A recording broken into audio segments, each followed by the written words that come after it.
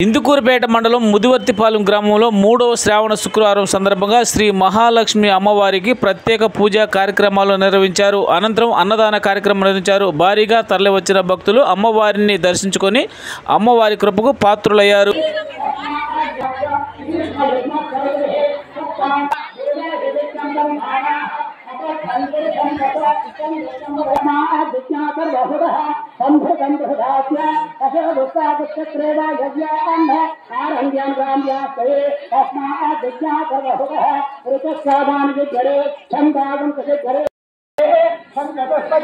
ओम शांति शांति शांति ओम सहस्रशीर्षाते धकुं सर्वं यद्भोगं यद्भोगा उदां भोगा कुमारमन्ति वेदां भोगप्रचेशारः सदन्देना तिरोहते वेदां गुणमन्ति नयविन्दन्ति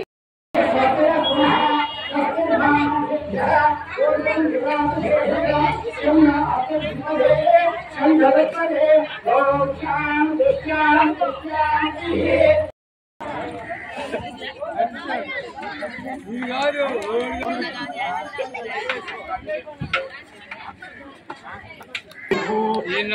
కవర్ చేయండి.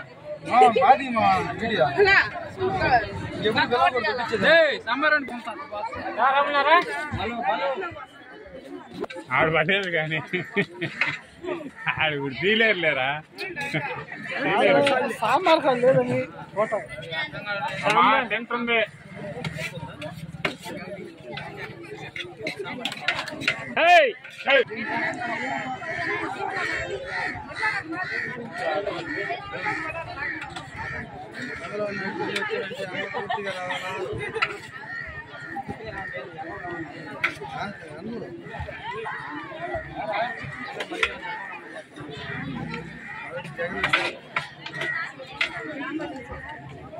జింబాలు